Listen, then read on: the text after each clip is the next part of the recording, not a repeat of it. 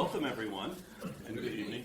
And thank you to, I discovered long ago that if you want something done well, you should ask Jane Kamensky, because she takes it on despite everything else that she is doing.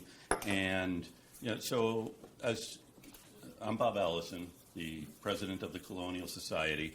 And one of the first things I did upon becoming president of this organization was to create the Donald Friary Lecture in honor of our esteemed former president, Don Friary, who for 14 years was president of this organization, which is a remarkable feat. And in that time, he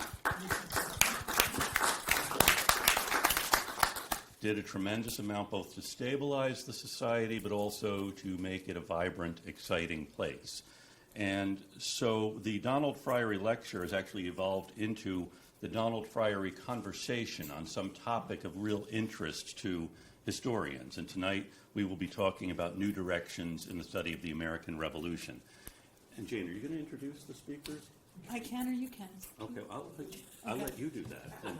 And so, as I do have elaborate introductions prepared for each of our speakers, I'll just introduce then Jane Kamensky, who is the Jonathan Trumbull Professor of American History at Harvard, and also the Carl and Lily Forsheimer Foundation Director of the Arthur and Elizabeth Schlesinger Library on the History of Women in America at the Radcliffe Institute for Advanced Study. And she is the author of a number of terrific books. The most recent one is A Revolution in Color on the World of John Singleton Copley, which if you have not read, you should. And every semester when I assign it, my students say, thank you for assigning this book to us. And said no student ever. I have it in writing. Except for the few who say, isn't it Copley? Yeah.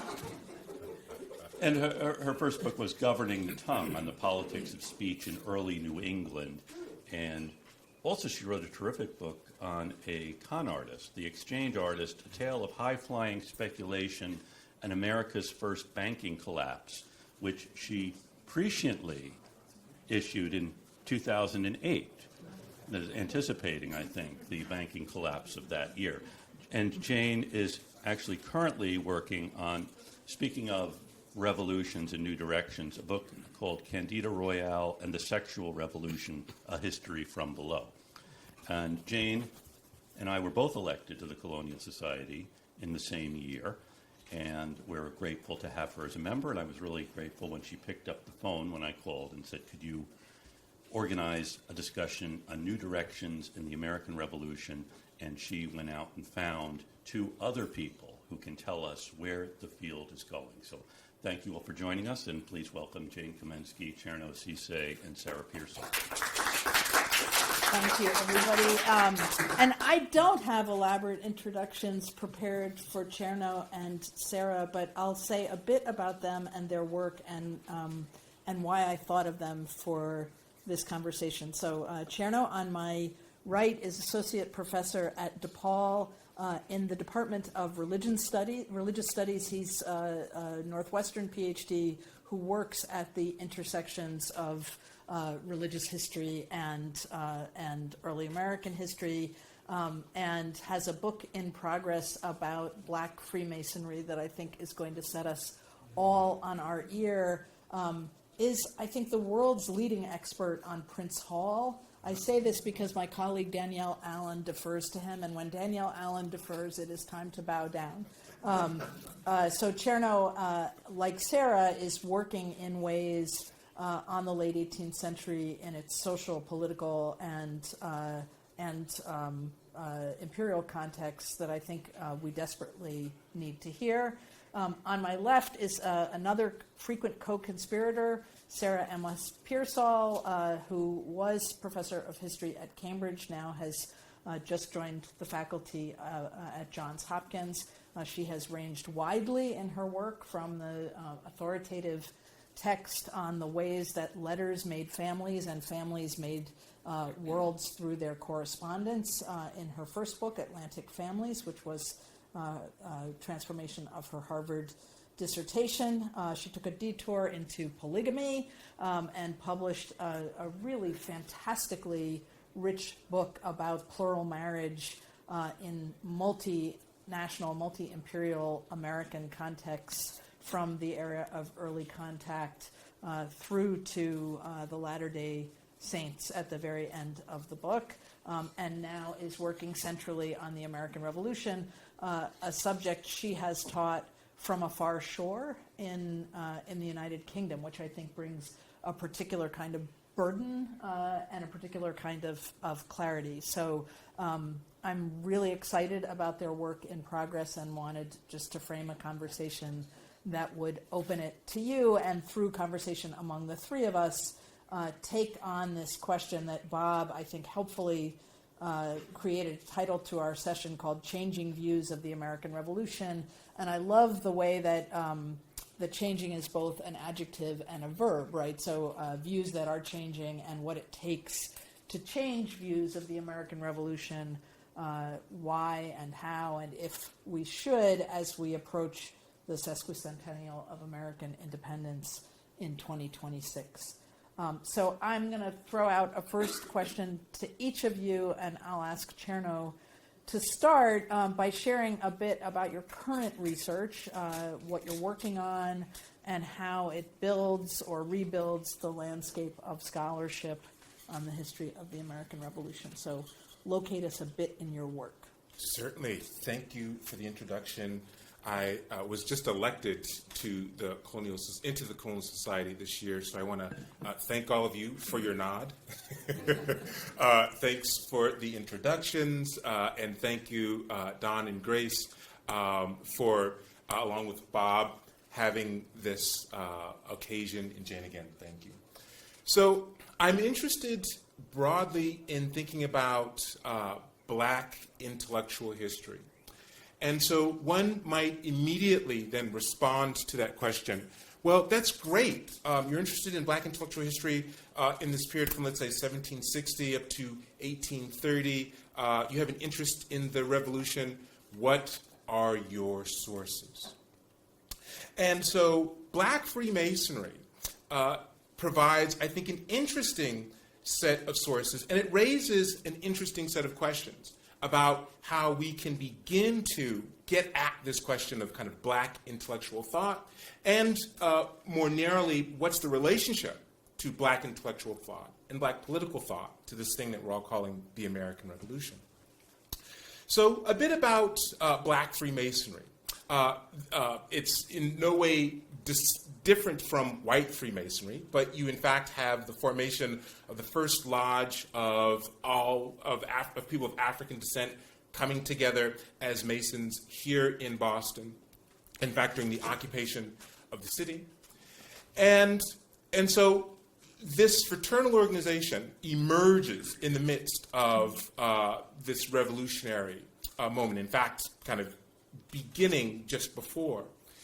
And some of the members of this founding generation of Black Freemasonry, in fact, in the history of Freemasonry, were also petitioners to the Massachusetts legislature and organized themselves to be part of this kind of expanding public of opinion about what should be done in terms of this kind of growing imperial crisis. So not only do they form themselves into an association, using fraternalism as a form, but they also take, in concerted fashion, they take effort in trying to, if not steer the course of events in their lives, to at least have some degree of say. And so this opens up a very interesting question, because if you chart the various histories or historiography of the American Revolution, right? You could go way, way, way back, and many people have written a lot about that.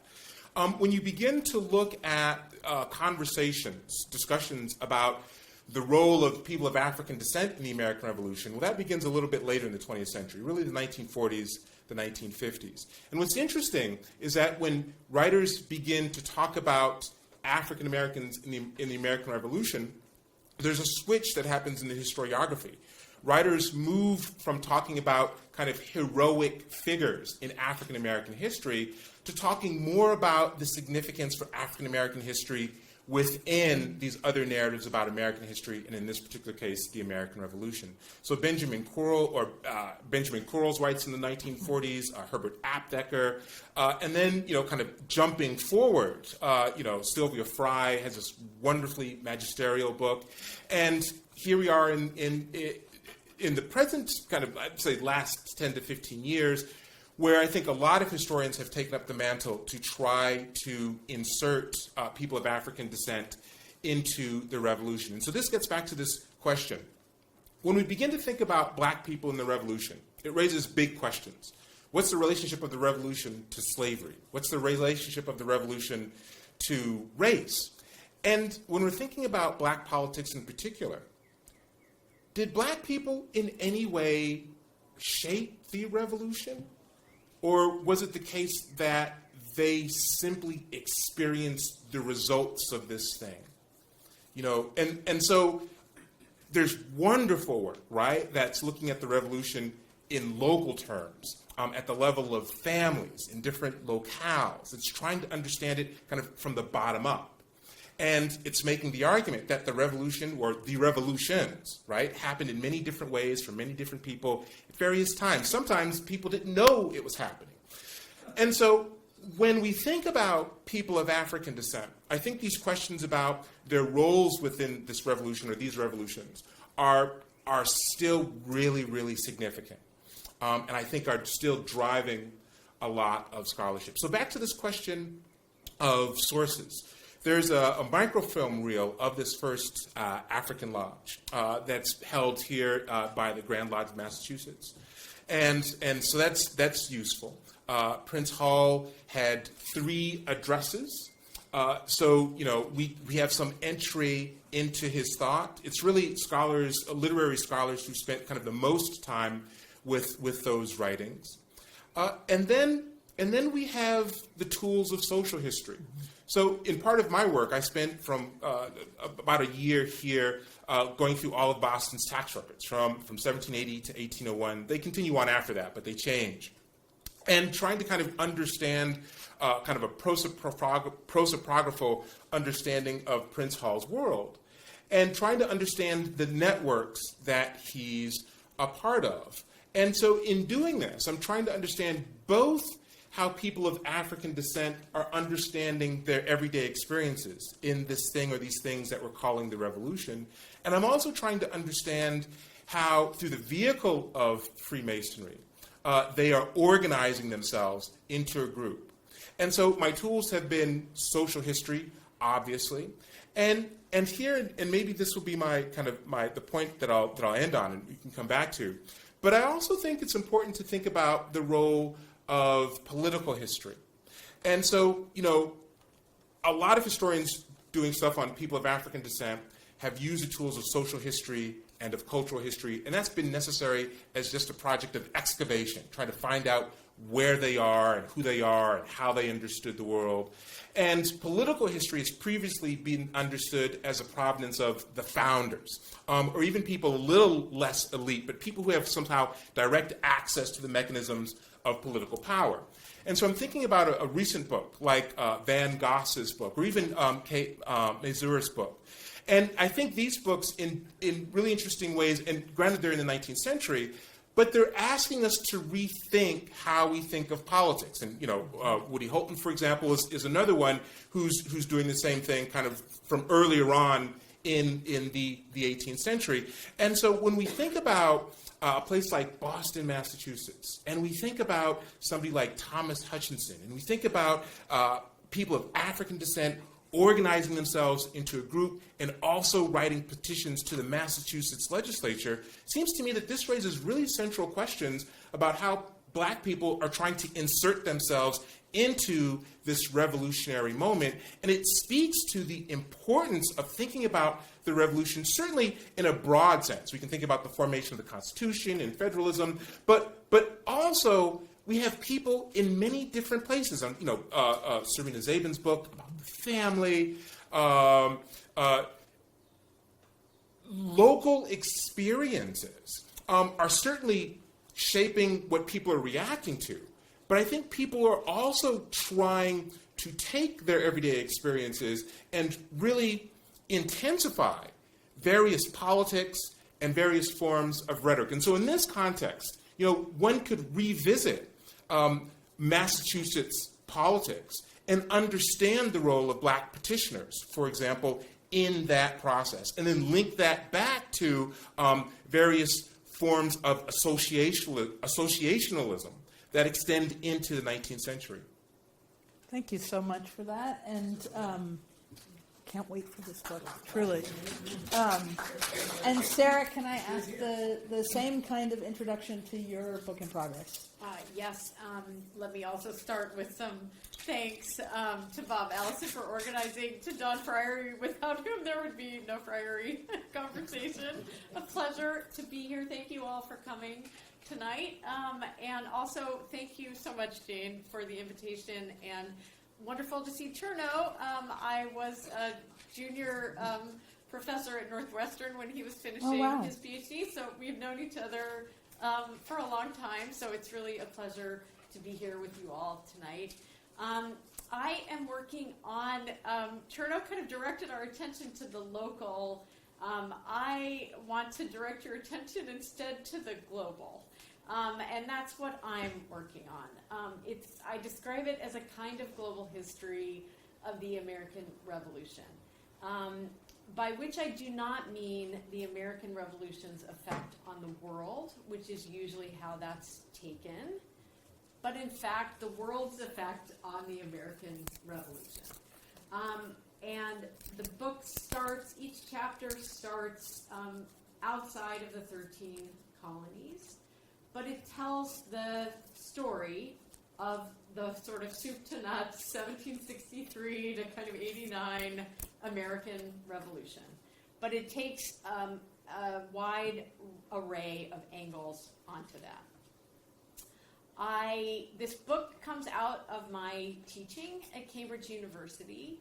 I was asked to teach a sort of upper level seminar, and I thought, partly in the wake of 2016, which had been a fracturing moment for both the UK and the US. I had a sense that students were really interested to think anew about the United States of America. They were really interested to think about how we had gotten to this place. And I felt it was right for me to teach a class on the American Revolution. But I was a little bit bored. I was a little bit bored by a lot of the work that had been done. Not that the work itself wasn't interesting, but just that some of it had been done really quite a long time ago, and it seemed as if nobody wished to say something else. For example, the issue of women in the American Revolution, extremely adroitly and ably and notably covered by Mary Beth Norton and Linda Kerber in really groundbreaking works from 1980. Those were sort of taken to be really kind of the last word that need ever be said on women in the American Revolution. There wasn't much else to assign. There were some things, there were a few things, there was sort of a sense that there were kind of behemoth works that sort of were hard to touch and were hard to move on from. And that in a way, although there was a lot of public and student interest in the revolution, which I think we can see in all kinds of ways, that in a scholarly sense, it was not where the action was. And so there were obviously some exceptions to that, but that it didn't feel like it was lively in quite the same way that colonial American history started to rethink itself, partly through a really expanded geography, which had really enlivened and enriched that field. And that hadn't really happened for the American Revolution entirely. I think it's a process that's still ongoing.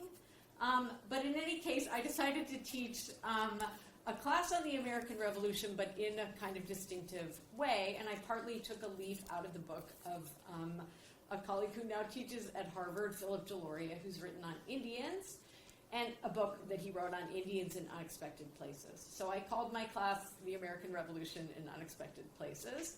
And I tried to think through why our expectations are and can be so narrow. about this event, which was, after all, a truly global event that involved people and places from all kinds of areas. To give one very obvious and local and global example, the tea that was thrown into the harbor that came from China via the East India Company. That's a global story and a local story, and of course a national story.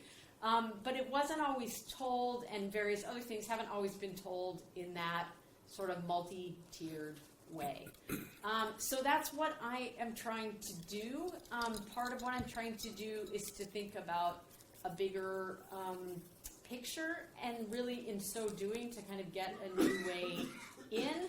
But I also think it's important to think about this wider diversity of participants in the same way that Chernoh is, to think about who is actually shaping this event, and in ways that are often not so much considered. To continue that example about the tea, there are a lot of different ways to sort of run with that. But one of the things that actually appears in writings of 1773 is about the nature of imperialism in India and what the East India Company is doing in India, and why and how they're going to try to do the same thing in America, and why that's a problem. I think taking that seriously, taking that anxiety about a wider imperial picture and in a whole lot of different areas, begins to sort of illuminate in different ways some of the dynamics of that period. So it's my hope and my feeling that sort of taking this unexpected angle of vision kind of gets us closer to understanding what is obviously a very complicated, multifaceted, multi-participant kind of event. And that's what I'm working on. I'm hoping it will come out in 2026. I have publishers lined up, and for me, it's been an incredibly enlivening way to kind of approach what seemed like kind of an older or like maybe more staid historiography. Thank you. So I already on the table we have the virtues of the narrow and deep, and the virtues of the wide and improbable, and you've heard in their remarks that these are not personal. they're not actually antagonistic perspectives, right? And I want to come back to those scale questions, but I wanted to pose a question about our body of historiography that we grow from and nourish with our blood. So I with all respect to your transformative works and what low to my own and those of other people in this room, I can't help noticing how often scholars declare a new era in the study of the American Revolution. Right, so we had a conference in Philadelphia not so long ago, not so long before the pandemic, that produced the volume The American Revolution Reborn. We had a conference at the American Philosophical Society last fall on new voices in the American Revolution. The MHS is about to do a conference on missing voices in the American Revolution. And I have a twofold question for you about this phenomenon. First, are rumors of the American Revolution's rebirth exaggerated? And then, if so, I guess if not, how not? And if so, why? Why? What are the stuck places in our scholarly understanding that parallel or even fuel stuck places in the national conversation? And I guess in my lead up to the how many times we declare a new birth. I didn't even look at 1976, but the efflorescence of work declaring a brand new, not your father's revolution in 1976 was generative for us all, but also ought to be sobering for us all. So do you think the American Revolution is in fact being reborn among scholars? And if so, how? And if not, why? Where do we get stuck and why? Okay. Okay. That is an interesting question. Oh, whenever somebody starts like that, it's not actually an interesting question. No, it is. I think partly there's a kind of an issue about the intersection of public understandings and scholarly understandings, or understandings and interest, that mean that the public understanding can be repeatedly overturned and yet still there. And case in point, actually, Woody Holton's book, which, is partly claiming to be a sort of hidden history, its subtitle is A Hidden History of the American Revolution, but there's a lot in that book that's really familiar to people in the field. I mean, and it's very, a lot of the same points are made by Gary Nash's magisterial overview of the American Revolution that came out in 2005. So I think there's a way in which it's not wrong that it needs to be reborn, and that maybe for some people it is being reborn, but not necessarily for people who are working in the field. So I think that's part of the issue. I think we all, there is a way in which it is significant for us all to think through that global transformative event. And I have to say, hesitant about the rebirth narrative.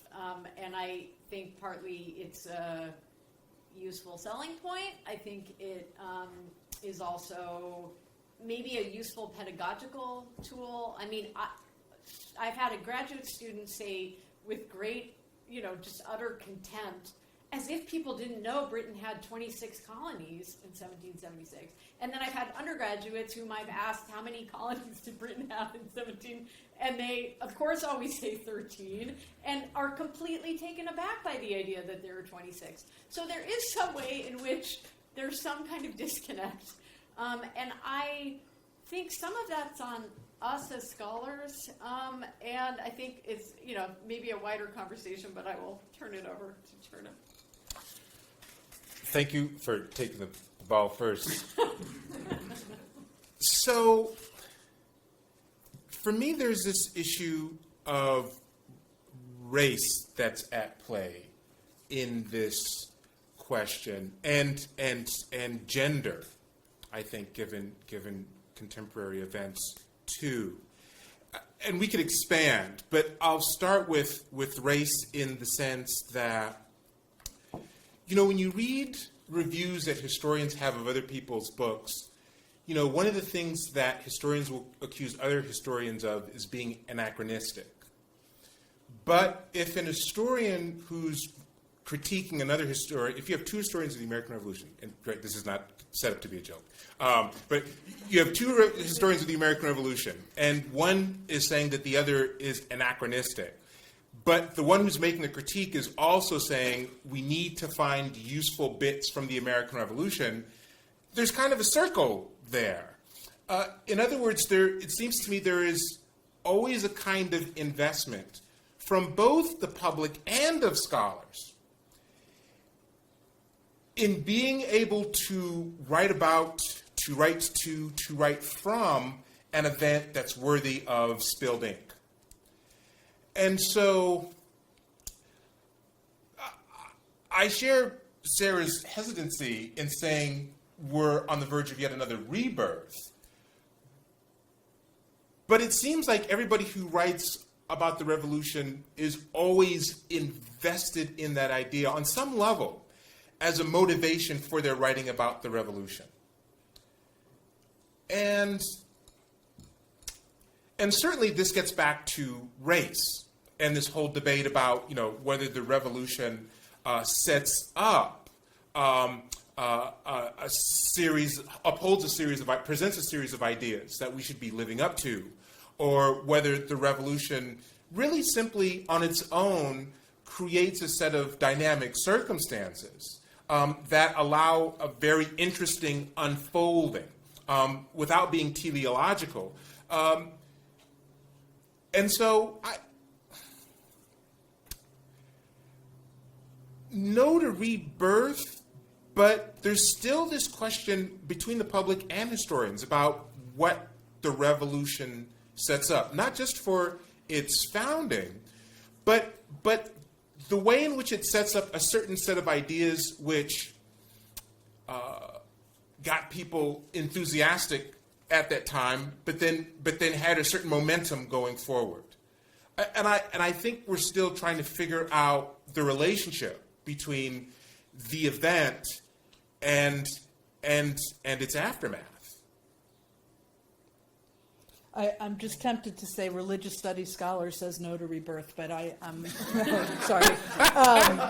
No, there's a lot on the table from these responses, right? The relationship between public and scholarly understanding, and we should probably, I want to talk about publics, especially as we edge towards 2026. And then this question of founding, and I think, as Sarah's comments have already suggested, it's quite different to speak of the moment of national creation in the United States, right? It's different to teach the history of the French Revolution in the U.S., say, or the Russian Revolution in the U.S., or the American Revolution in the U.K., and Australia, which is pretty much the only places outside the U.S. that people teach courses on the American Revolution. So, you surface in your remarks, what does it mean to come from a thing as a polity, even if it doesn't create the originary immigrant streams of all of us, any of us, in the same way? What does it mean to come from a thing? And I think that is the 1976 and the 2026 moment of reckoning. And in the United States, we have a particularly rigid idea of that, right? I mean, look at the flexibility or lack thereof of our Constitution and our sort of ruling understandings of what that governing documents mean. So this question of founding and refounding and re-refounding is a really vexing one. Easy enough for scholars to dance around, and I want to ask you both for Tales Out of School in a moment. I love that what's commonplace to your students is news, would be news at my own dinner table. Can we talk about this question of audience? So you're both doing really, dare I say it, revolutionary work. It shouldn't stop with the circle of members of the American Historical Association or the Society for Historians of the Early American Republic, or even the Colonial Society of Massachusetts. How do you think about what are realistic thoughts about the broadest audiences for our collective work, communities like this one, on the history of the American Revolution, and how do you reach those audiences, and do bring in the classroom if that speaks to you as well. How can you imagine scholars doing it better? I think, Sarah, when you said some of this is on us, I'm tempted to say, why not all of it? Right? I mean, when public understanding lags scholarly understanding, we either have asked the wrong questions or we've done the wrong job communicating the answers. So who can we reach and how? And Chernoh has been, over these last months, especially a co-conspirator of mine on a project called Educating for American Democracy, which tries to do some of this work. If you don't want to talk about that, I will. But audience, and can I turn to you first? Yes. So first, I want to give a very public thanks to Jane for calling upon me. I have been deeply honored and humbled to work with you on things like this. And I thought you were thinking about civic education, for example, as one kind of public. And so that public can take place certainly in K through 12, in college, and beyond. And certainly we're involved in these initiatives. So that's a broad thank you. In terms of answering your question by way of classroom experience, and then to use it as an analogy, when teaching about histories of slavery and Christianity, many of my undergraduates, kind of across the racial or ethnic spectrum, will ask a question that on the one hand is a good question, but it's also a problematic question for the way it's thinking about history. But the question is why would people who are enslaved adopt the religious tradition of the people who are enslaving them? And so, an initial answer to that is, well, they're reimagining and they're recreating this religious tradition. It's not the same thing. So in some ways, you can begin to use that question in terms of thinking about black people in the context of the American Revolution and publics. Why would people in a particular place want to adopt a kind of emerging national identity when that place in so many different ways doesn't accept them? Now, in some ways, that question is problematic because, again, and this is where I think the local comes in a place like Massachusetts, after the Revolutionary era, black people, in fact, do get the right to vote. They get that for a little while in some other New England states, and then they get it taken away. And then obviously you have the expansion of slavery in the southern states. So historically speaking, in some ways, framing your question in kind of a different way, black people have always been invested in trying to get the public onto their side. And to do that means that they themselves have tried to reckon with what the revolution means. And so when I was thinking about historiography, I forgot about, I'm blanking on his name, from Boston, C. Nell, William Coopernell, thank you. William Coopernell, who writes this book very early on, inserting African Americans into the American Revolution. And part of his reason for doing that is to highlight, to locate black politics here in America. And so, soon after that, right, you get these expanding institutions, these various newspapers moving into the 19th century, where black people are trying to both create publics and situate themselves in publics.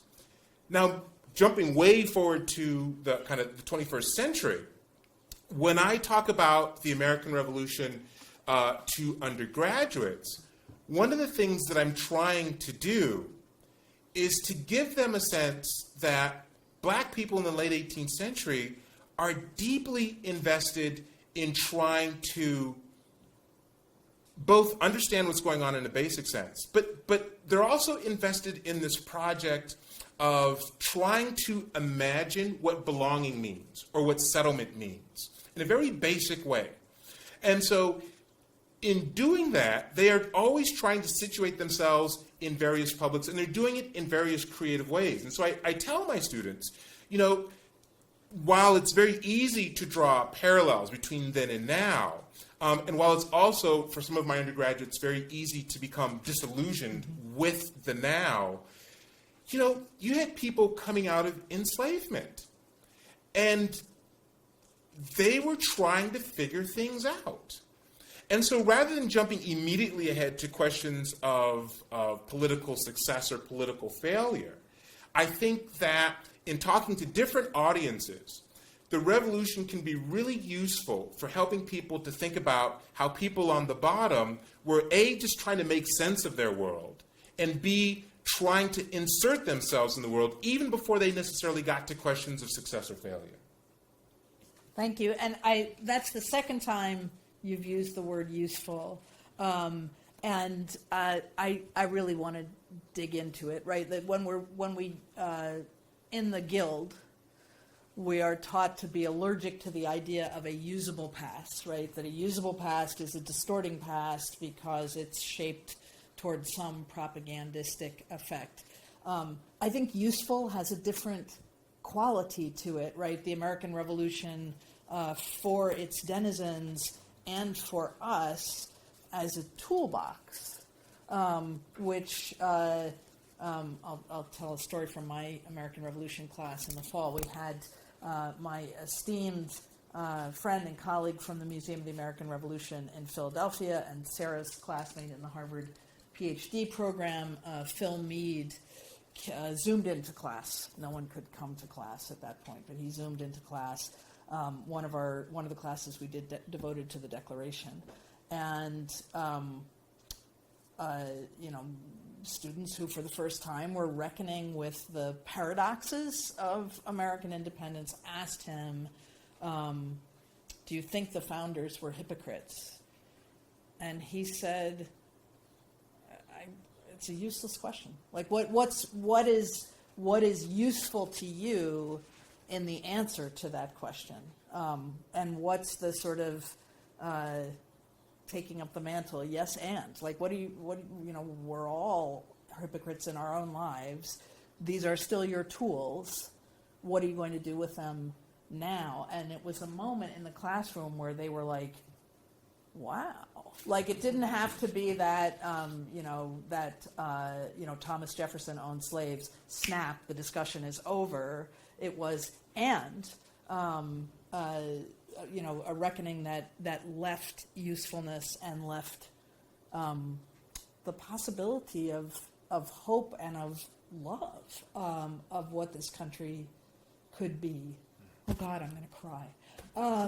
No, really.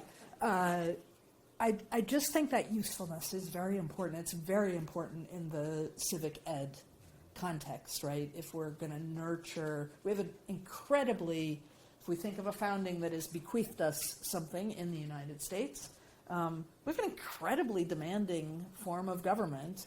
I think we have a great deal of evidence that we are not up to the job. And as educators, that's a task. So let's come back to K-12 in a moment, but talk about your sense of audience and your greatest ambitions for reaching with this news story of a world that affects the American Revolution rather than or as well as the other way around. I partly under your inspiration, actually, Jane, and you're thinking so much about civic education.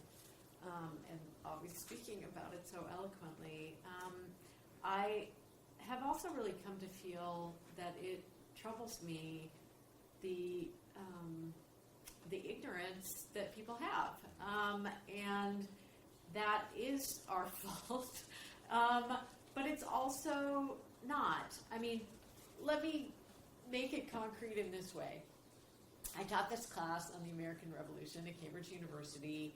It was fully subscribed both years. I had really wonderful students, and it was a year-long course. So we spent a really long time really getting into it on this, unexpected revolution that we were finding all over the world and in all kinds of places and among all kinds of people. Towards the end of that year, I took them to see Hamilton in London. That's partly why the class was so popular, I think, because, they didn't know the first year, but the second year they heard. And they were really excited to see Hamilton. I know that there are other Hamilton fans in the room. My students loved seeing it. They were just aglow at the end of it. And that was really wonderful to see. And then when we came into class the week after we'd seen it, we talked about it. And we talked, and partly they just asked questions like, we spent all this time, we learned all these things about Native Americans in the Revolution, but Hamilton didn't mention anything about that. We spent all this time thinking about slavery, but that was really a pretty small aspect of the story.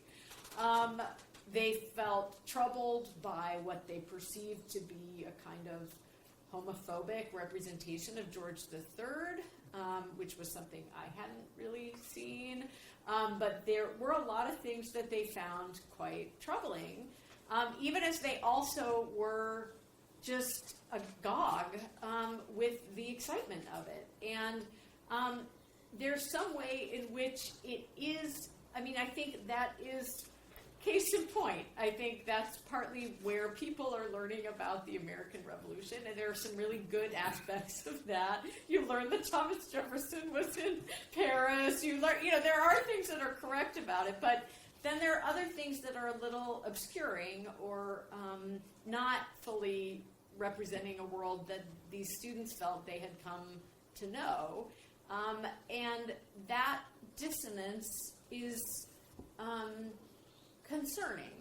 And it's also concerning because I think we do need to be helping people to understand and also to engage and to grapple with what are two foundational and really difficult documents, which are the Declaration of Independence and the Constitution.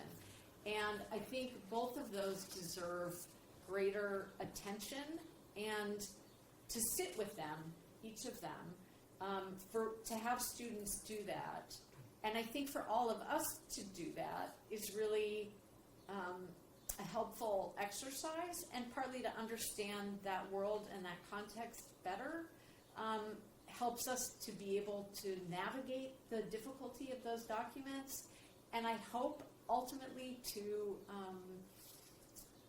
navigate our current system and what the sort of hypocrisies, what the non-hypocrisies, what the threads and counter-threads, the sort of views and counter-views that are awash in those documents and in our political landscape and were at the time, I think is a really critical activity. And I think it's a critical activity for citizens, but I also think it's actually a really interesting and important question for a lot of people around the world whose lives, though they may be less aware of it, have also been touched by the American Revolution, or that have connections to it. And that has also, to me, was interesting. My mostly British, though not entirely, but mostly British students were thrilled to learn about the American Revolution. They loved it. They brought different things to it. They brought things, they knew more about the French Revolution than I would say most of my Americans. They knew about other revolutions, the English Revolution.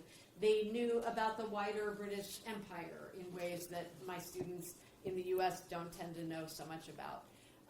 They brought different kinds of streams. They brought a lot of energy and a lot of interest. They didn't necessarily know anything about George Washington, and that was both refreshing and challenging because, you had to really start from, the bottom up and explain it all. And that, I think, was useful for me as a teacher. But when it came, when my agent was selling the book, which was sort of relatively easily done in the U.S., in the U.K., although that's where my agent is based and where he has all the connections, he was getting a lot of no's from publishers he thought would be yeses. And partly they said, we just can't sell a book on the American Revolution in Britain. And even the big books like McCulloch, who've sold a lot of copies in the U.S., sell almost no copies in the UK. When I told my teenage son about this, he said, who's English himself, he said, no one wants to read about how they lost. And I think there may be something to that, but whether that's changing, whether there's a new kind of story to be told, a kind of audience beyond the U.S., I'm hoping there might be. We'll see. Well, so stick with Hamilton Yeah. for a moment, about which almost every scholar has critical responses. If we're looking for the eyeballs, right? I mean, it's the millions of people have seen it and have seen it around the globe. So, if my original question was about audience, how can you imagine? You're sitting down Lin-Manuel for the 10th anniversary redo, or having your students build the music into your version. What's the thing that what's the thing in these new histories that has the potential to convert like that? I mean, I hate to say this in front of Savannah, but I'm a Hamilton hater. And a close friend reminds me that what I should always say about it is it's good for business. And Wants to know where you live. yeah. Look, I'm mostly kidding. So it's easy to poo-poo that. I'm not poo-pooing. Yeah. I took my students. Yeah. I mean, it was an extremely useful pedagogical Yeah. event, and they were dazzled and initially kind of unable to speak about it, and then they kind of fairly quickly changed. And I think in a way, maybe that's what we want. We want people to be dazzled. It's a dazzling story in and of itself. Hamilton, but the revolution. Yeah. It's truly dazzling. It's world transforming. It's an extraordinary moment. And it's true that Hamilton, for people, captures some of that excitement in a way that some of these other versions do not. And maybe it's partly the genre that a musical or a film can kind of capture a visual experience.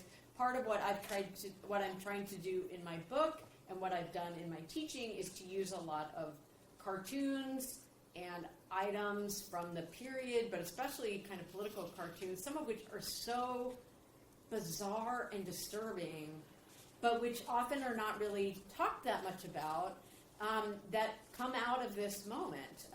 And to sort of get people to see those, I think, is maybe one way to do it.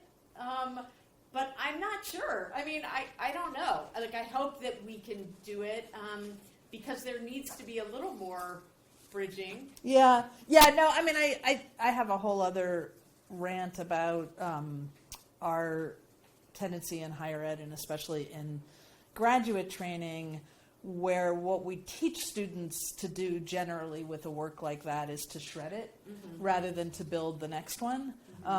And I think, one of the things that excites me about your work, both of you, is that you're building something genuinely new. So what's the music in Prince Hall's story? Like, that is a story that somebody should make into a major film. And people have inquired. Well, good. And don't you be sniffy about it, Professor Sesay.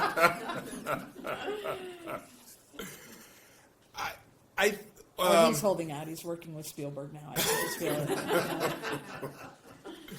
Well, so I'll frame my response in terms of, not to get too far into the controversy about 1619, but I think one of the useful things in that elaboration is to try to, in fact, decenter the American Revolution, to kind of get away from thinking about American exceptionalism. Now, having said that, I think one of the interesting things about the Revolution, as I'm thinking about it through the eyes of these Freemasons, is, in some ways, kind of circle back, Sarah, to your emphasis on the global, is you have people who, even in a quote-unquote relatively liberal place like Massachusetts, and I say that really relatively compared to the South or even kind of mid-Atlantic states, they don't immediately gain purchase here. And so the question is, well, what does it mean to be settled? And not a citizen, but literally, what does it mean just to occupy a space and know that you can be there without fear of somebody shooing you away or being stoled back into kind of re-enslavement? And I think that's a huge question, because to try to understand that from their perspective, I think forces us to rethink a moment. I think work that's been done with indigenous history is doing a really good job of this, but trying to rethink what belonging means, even though you've always belonged in a particular place. But all of a sudden, in some ways, the premises for your belonging, on the one hand, change profoundly, and on the other hand, they don't.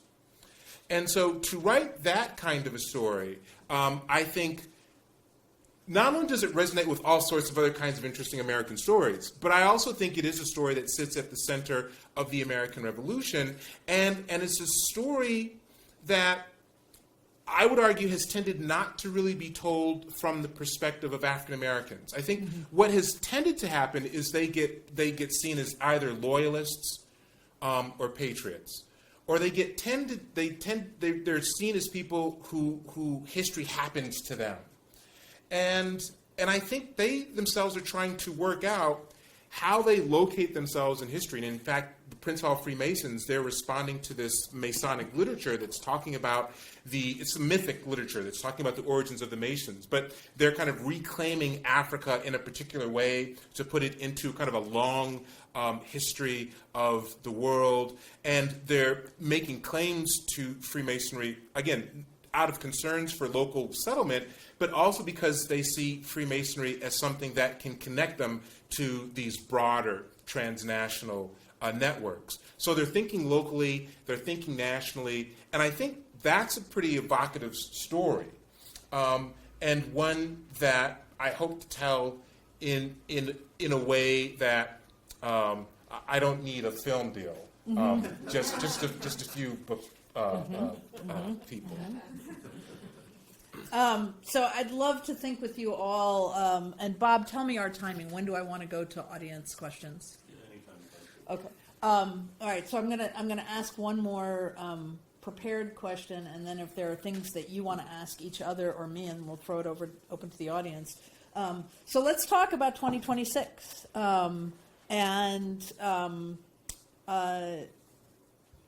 guess I'd love to have from each of you a thing that you would really like to see happen in a moment of national commemoration that is a mass event, but that is as rich as such a mass event could be.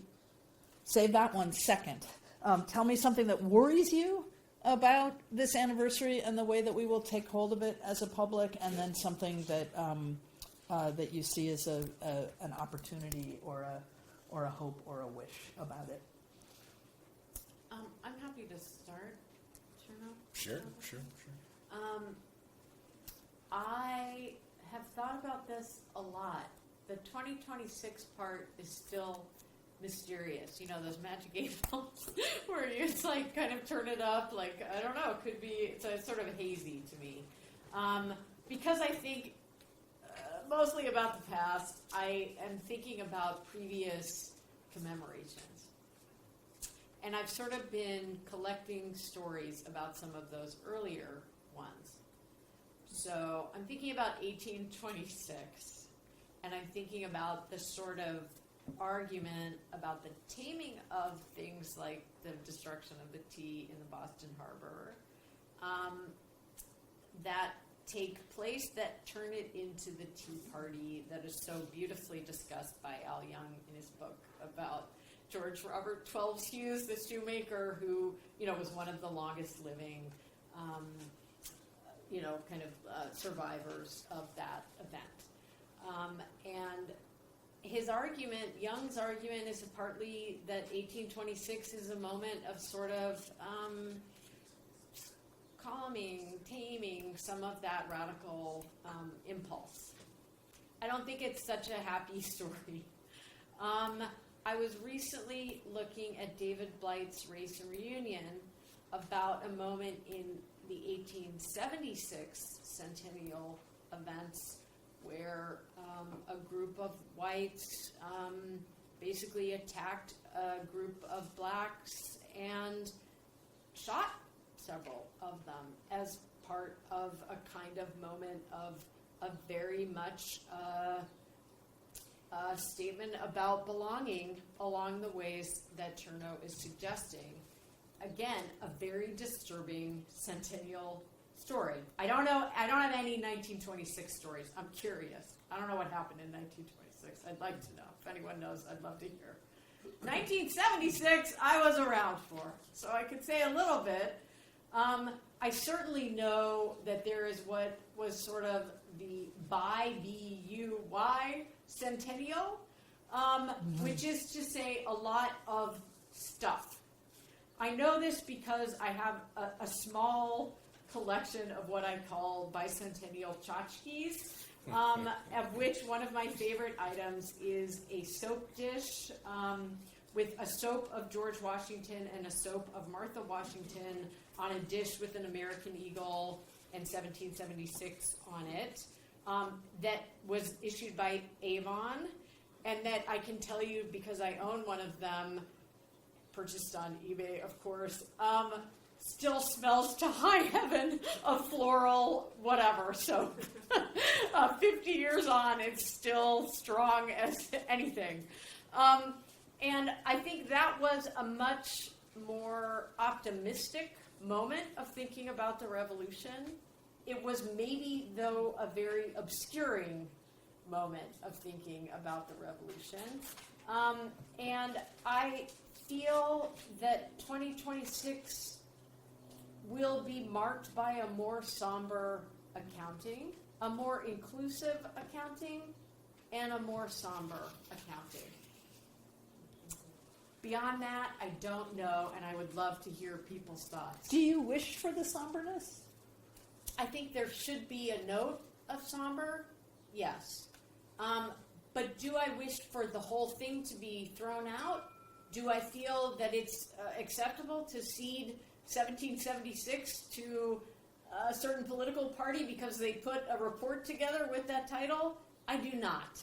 I do not feel that that's acceptable. And I do think there is a story of optimism in that accounting as well as somber notes. It is a chiaroscuro of an event. And I think it should reflect both of those aspects, but I don't feel it's correct for either one or the other, or indeed for it to be simply said that it's not of significance, or that it's not significant to many people and therefore should not be part of our attention. I don't think that's correct either. I'm going to jump in on 1976 for a moment before I give Chernoh his say about wishes and fears for 2026. So I taught a course in spring of 2021 on the 1970s. It was called That 70s Seminar, and they every week was a year, and every week had a theme. And the theme when we got to 1976 was commemoration. And they read a lot of the documents that were produced by the commission. And I can say that it was quite somber, actually. I mean, if you think of, you're 6 years from Kent State, you're 2 years from Nixon's resignation, 1 year from the end of the Vietnam War. There's a lot of, are we still a republic? And if we can keep it in the official reporting, there is not a lot of what we would recognize as inclusivity. Tiny gestures, and then the participatory event that I think everyone my age or older remembers is the tall ships, right? Like that was the mass participatory event. It could come to your city as long as you were in an eastern coastal city. The question, I guess, a question that I have about 2026 as we look so nearly forward, and I know Bob is involved with the local planning, is can we do better than that? I remember it 50 years later. That's something. The soap still smells, but can we do better? So let me throw 2026 over to you, Chernoh, and then I want to open to the audience. 2026. On the one hand, I agree that we shouldn't cede 1776. I, on the other hand, also am wary about a celebration of an idea of inclusion. In other words, if 2026 is going to be anything, I don't think it's to celebrate inclusion, because I think that's premised upon the idea that there is a kind of already existent whole, or whole that was created all of a sudden. And so the story of America becomes one of just kind of adding people to that. And I think, if anything, 2026, maybe the emotion, maybe being somber would be a result, but I do think there has to be a kind of clear-eyed recognition of conflict, continuing conflict, but also part of that conflict emerges from people's desire to want to be heard. And that's not a story, I would argue, of inclusion. It's a story of people trying themselves to rethink this thing that they want to be included in. And so that's a lot, right? That how do you publicly talk about people wanting to be included into the very thing that they themselves are trying to redefine? But it seems to me that that's one of the basic paradoxes of American history, especially when you're talking about black people. And I think that would have to frame, or that should be one of the framing features of a conversation about 2026. And so my fear would be that in some ways a reaction against kind of the lack of consent is a celebratory story of either inclusion or of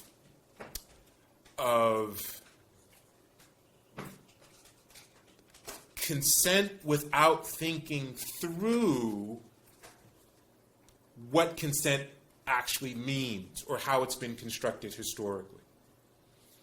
In terms of big plans, gosh, that's a big question. I'm going to have to think. I still have time to think about that, so I'm going to hold off. Yeah. No, I mean, it's a hard question, right? It's a hard. So if I'm hearing you right, inclusion sounds sanitizing. Yes. So it's our arc of moral universe is bending toward justice, and more voices have joined the chorus, and here we all are together. So what's the unsanitized version in which people who are trying to be heard can be heard in the context of remembering the speech act that was the Declaration of Independence, right? Like that's the moment that's being, if not celebrated, commemorated, reckoned with, reinvigorated, made, to use your word, useful. Is it about belonging? Since you used that word earlier. Yes, and belonging in complicated ways. So to move back to the Boston Massacre and to think about Crispus Attucks, Mitch Katchen has a book about Crispus Attucks and his memory. And it's really interesting that Crispus Attucks is celebrated by people, followers of Marcus Garvey. For those of you who aren't familiar with Marcus Garvey, he's this black nationalist figure from the early 20th century who creates this whole entrepreneurial enterprise based in part on African Americans contributing to the economy of Africa. But if you just Google Marcus Garvey, he's also adorned in all of this kind of, Western European imperial garb. So you have, in terms of thinking about belonging, you have this tension between looking to Africa as a referent point and doing that in part because of racism and white supremacy in North America, but at the same time adopting this person who comes to be seen as kind of a hero of the American Revolutionary era. So that belonging is always complicated and dynamic. So I want to leave space for all of you, and I see Mr. Grant has a question in the back of the room. And if people, Fred, one sec before, if people at home have questions, you can email them to Verizon, Colonial Society at Verizon.net. Operators are standing by to take your question. Now we'll go to Fred Grant. Thank you. First off, the panel has been just wonderful and very thought-provoking. And as a colonial dabbler, I spend most of my time in Asian waters, and I'm not an academic, and it's entirely possible I'm missing something, but I suspect maybe not. we're at a moment where in national politics and in the political uses of history, the force, to my mind, maybe not, I'm sure not in everyone's mind, but the forces of counter-revolution have firmly grabbed the Federalist flag, and they are running with it and proclaiming what I believe to be an utterly false and bankrupt vision of federalism. But it does beg the very interesting question of who are the anti-federalists? And I'm wondering, in terms of where scholarship stands today, where we are in that really interesting and important question. Herbert Storling did an essay, I think, 40 plus years ago, which I found struggling, incomplete, and unsatisfactory. It was a really interesting essay, but I'm wondering whether there have been advances towards getting a firmer hold on what the Federalists were about, because at this moment, where reaction, a proto-federalist vision, is trying to seize political power, we're going back to, I think, an anti-federalist vision where it is the states and state institutions which are bulwarks of liberty, and we do not trust the federalist strong national vision. It's a mercantilist. It's a British East India Company. It's a standing army kind of vision. My particular dabbling in this, and I'm a little bit Benjamin Austin obsessive, but Benjamin Austin was said to have gotten Harrison Gray Otis madder than anyone.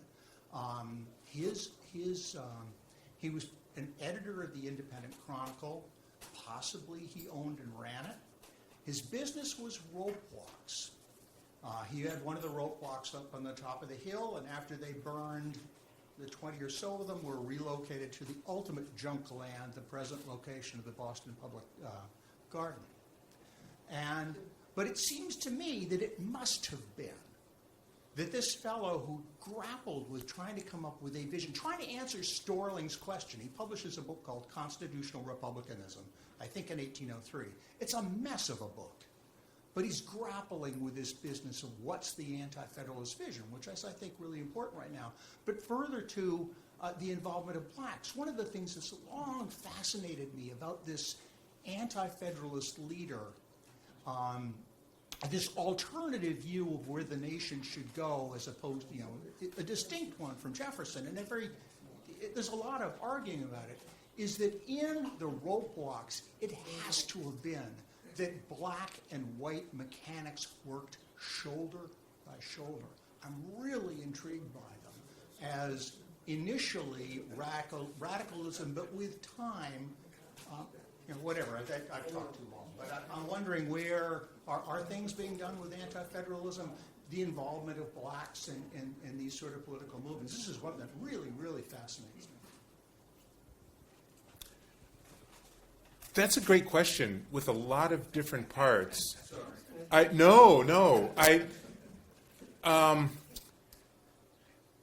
the one hand, the way in which different groups in early America have talked about the power of the government to some degree has been rhetorical. Somebody like Jefferson uses federal power in various ways. So party politics does get split in interesting ways based upon this question about the power of the federal government versus the power of the states. But also the Constitution is created to balance the power of the states, the federal government. The term, federalism is in some ways a rhetorical term, allowed for a compromise, trying to get states to buy in while maintaining political power. So then that's one response to the question. Another response is that Prince Hall is linked to Federalists by anti-Federalists. And so the role of black people and of race becomes a way in which both groups are trying to position themselves vis-a-vis their relationship to various debates about public power. And so even though I'm not answering at least your question about the Federalists directly, I think that for black people, the relationship between local power, regional power, and federal power is always in flux. And they're trying to understand the relationship of these different groups to their possible benefit.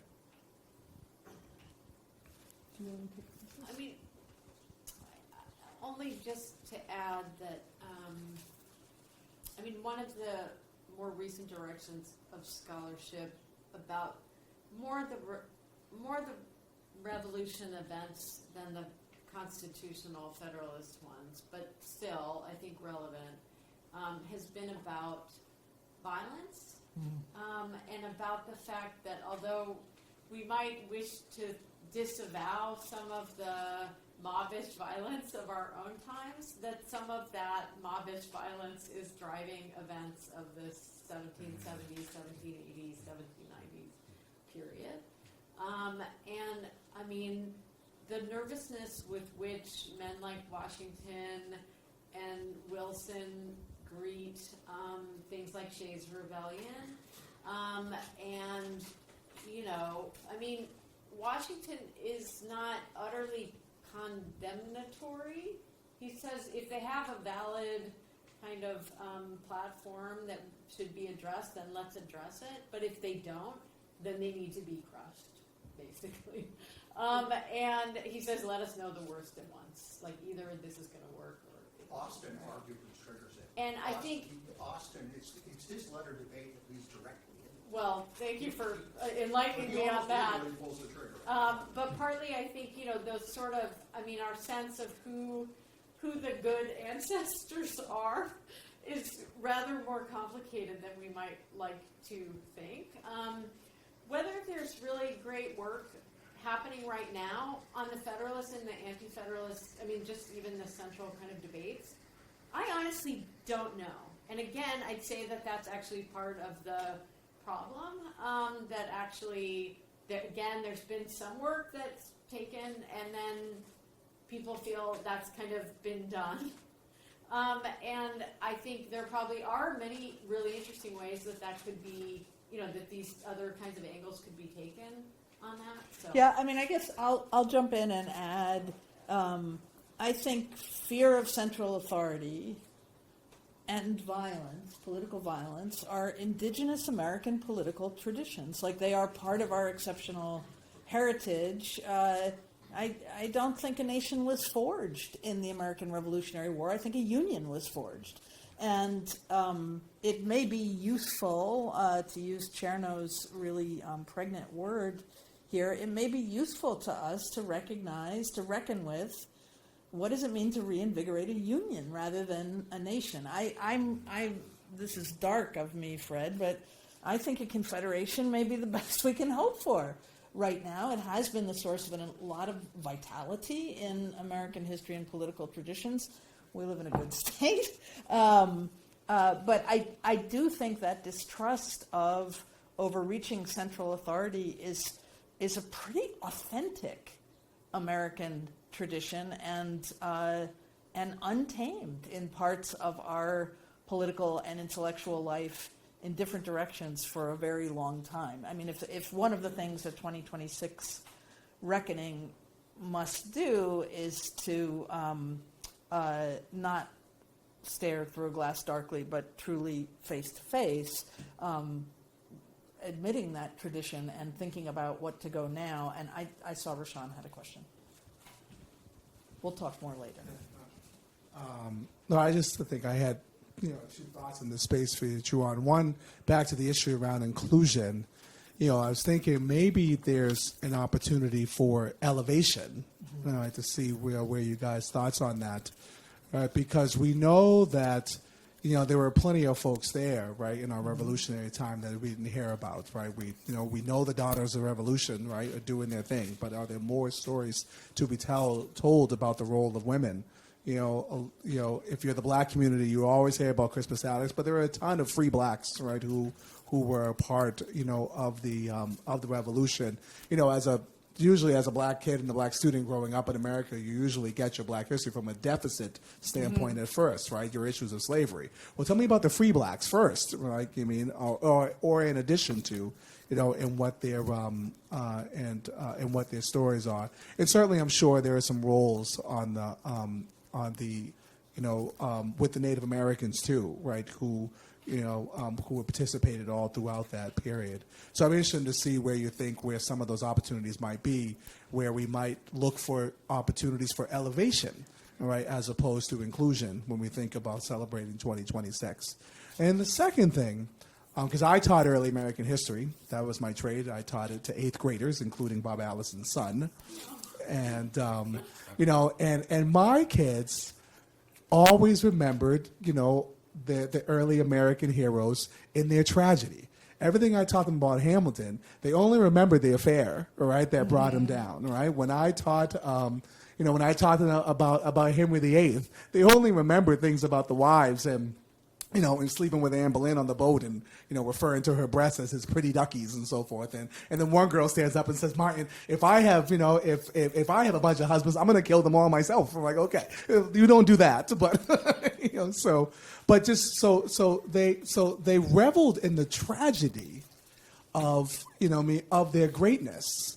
And I think maybe because we were teaching sort of the founders for them to aspire to, that when they saw how they crashed and burned as regular people, in their own special ways, that's what they connected with, and that's how they remembered their history. And so I guess when I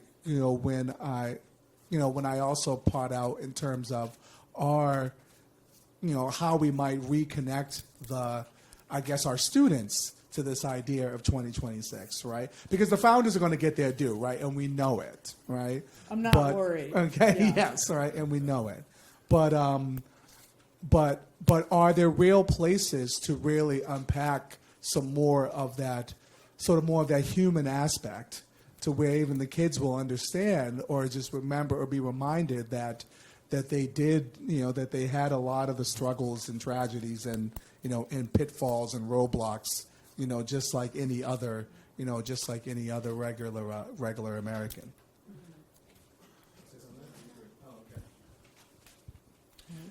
I can take that up.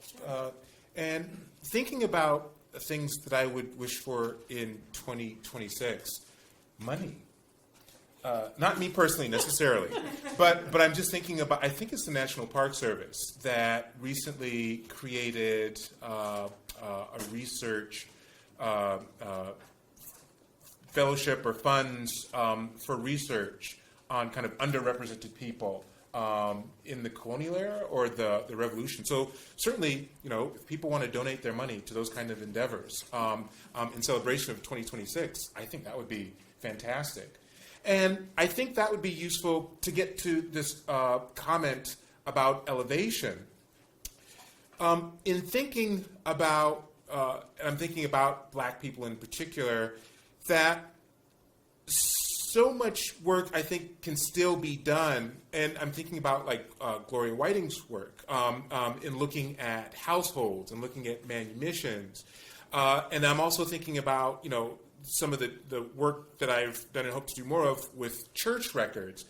It's painstaking work, but combing through historical societies, church records, and then compiling those with personal records, I think you can really begin to create human stories about people in the colonial period that then reach into the revolutionary period, and that push against these assumptions, for example, that people of African descent kind of only are able to express themselves during or after the revolution, that it's only kind of quote-unquote free black communities that allow black people to think about or express themselves. That I think there are a lot of stories in the colonial era that require deep excavation, but in doing so, they can lead us to rethink issues of timing, of political context, and also of the relationship between kind of race, abolition, and the revolution. in the context of human stories. You want to add? I have like such a different kind of take, just because there was so much in your comment. But partly I was thinking about your kind of notion of the interest in the sort of. I mean, we're talking about elevation, which Chernoh has addressed. Let me address the fall, the less the less elevated, the sort of fall, the adultery, the bad parts. I mean, partly it was reminding me. My son loved the series in England called Horrible History. It's both a TV show and a series of books that are, often these kind of the darker, the more disgusting kind of aspects that students like. But partly it makes me think that some of where our work needs to be for 2026 is with children, and actually where kids learn. My son has learned a lot of history from horrible histories, including really dark episodes of British imperialism around the world. And I actually think, I was reflecting, thinking, some of what I knew about the revolution. I grew up in San Diego, California, but I don't know if the ships came there. I don't remember. I don't think they did. But I was thinking, I did read, is it Johnny Tremaine, the one about, right? And partly I'm thinking that is often how people are getting their sense of the story. And maybe what we need is more of that sort of takes account of some of these other kinds of stories, like about Ona Judge who ran away from George Washington, or other stories like that maybe are presented in a way that's livelier and more accessible for different ages and audiences. So I have a free association and an addition. So I forgot the bicentennial minutes. So there were these public service announcements that were undertold stories, right? They elevated stories. It was a much narrower range than we wished, and we were a broadcast and not a narrowcast society. But what if all of us in all of our classrooms and creative spaces aired some of those bicentennial minutes for the kiddos, and I'm sure you can find them all on YouTube, and challenge them to elevate by creating, new bicentennial minutes. Money would be great, but you could do it for nearly nothing, right? The virality of them on TikTok could be fascinating, and connected to this free association, Rashawn, your sense that they revel in tragedy. I think they revel in humanity, right? And tragedy is a very good way to show the humanity of people who have been made into marble, as they refuse to be in their own day, right? I mean, Washington most famously. When we think about the eighth graders, who I think that's what the Post-it note on the computer for all of us who are working on 2026 in whatever way should read is think about the eighth grader, right? The person who is sort of coming into political consciousness at that moment in 2026. To think about the humanity of, as my colleague Vince Brown likes to say, people in predicaments, not idiots or hypocrites or uniquely flawed men and women, but people in predicaments who are responding in ways that are human. And to use that faculty in the classroom, at least implicitly, to think about our own humanity, right? The what do I not know? We've raised a generation of very morally certain young people, and I think a nice reminder of those moments of where the marble cracks in one way or another is, oh wait, do I have things that time will teach me too? I think Mr. LeMay had a question up here. Well, first, I think I should remind people that, at least here in Boston, Massachusetts, the sesquicentennial is 2025. Not 2026. Or 2023, right? Or 2020. But speaking as somebody who's worked in the field of public history, this is these changing views of the American Revolution are particularly disquieting. Reading a recent history of the Freedom Trail, there's the suggestion that at one point it was similar, that there was a consensus about American history and what her background was. And there was in the pre-social media golden age, there was a kind of historic consensus on what our past was. But for those of us who are in public history today, there seems to be a bewildering diversity of different kinds of perspectives on the approaches that are taken to history, whether a particular social or cultural or economic group. There's a view of history that seems to be taking different or wider national or international perspectives on the entire field. And today, the different views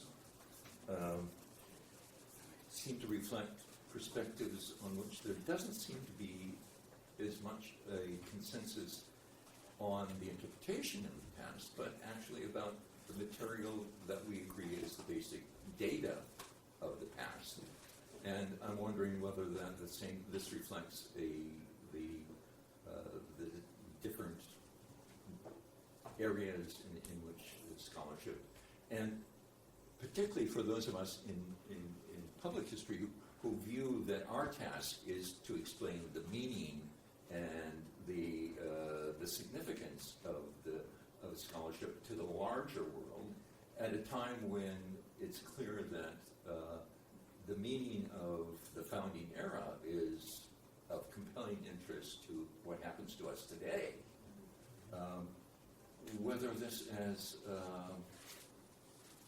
reflects not just the differences in public history and the popular perceptions of the past, but also the scholarly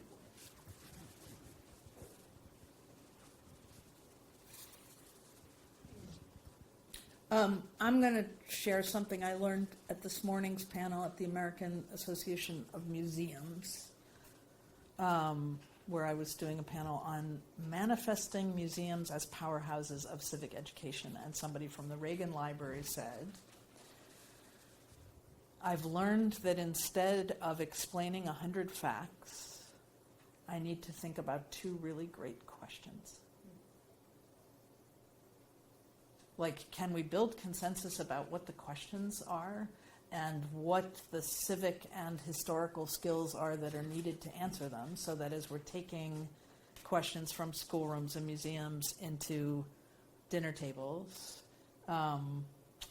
debate is lively and evidence-based, and someone can say, well, but I've marshaled this. So even though there are many different sides of this issue, mine wins because I've got the data. I don't know. I just loved that. Don't explain 100 facts. Ask 2 good questions. Are you calling us to a close, sir? Be a mercy. After you've brooded about this question, get around to it.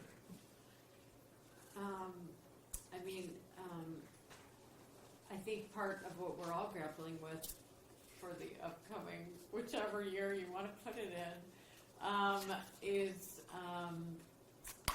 is about the variety of possible questions as well as answers. And I think partly to get a sense of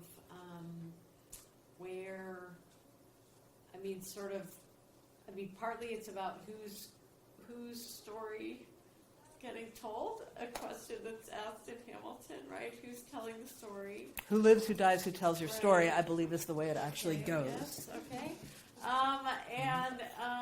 But also, and how to engage people's attention. To me, this sort of wider geography is part of an answer, or at least part of a question. For that sort of way of thinking, and to widen that perspective and to sort of alter the perspective to change the kinds of questions and the kinds of people. But I agree, it's a really major challenge. Yeah. When I was doing work in the archives, one of the most interesting experiences I would have is with genealogists who would have books this thick and just start talking to me about their aunts and uncles and greats this and greats that. And we're just sitting in the same booth. I don't know the person, but they just are opening the things up. And in some cases, I was really impressed with their research skills. And they are, in some ways, they're collapsing history by finding these linkages. Their concern with the past, to put it simply, but it's far more complex than this, obviously, is with kind of bloodlines. And then in terms of trying to figure out these genealogies, they are confronted with the work that professional historians do as a way to gain purchase with archival documents. And in some cases, they delve into the work that professional historians do only for some degree of direction to help them find that other document. And in other cases, they get really caught up in a particular era because they have stories that link themselves directly to that era. And so I say all that to say that, I mean, history, I would say, in general, is a dynamic discipline because so many different people have these kinds of investments. And so, I mean, in some ways, I heard you articulating a problem. Forgive me if I'm misunderstanding your question, but I don't necessarily see the diversity of perspectives, opinions, approaches necessarily as a problem. Certainly there are issues about power and whose story gets told, and understanding the past in ways that represent evidence. But none of us ever gets away from these kinds of personal relationships, whether it be through the construction of genealogies, thinking about our personal historical heroes, or being invested in overturning what we think is a dominant narrative. That's a great note to end on, I think. That Thank is a you. great note to end on. Thank you to the panel.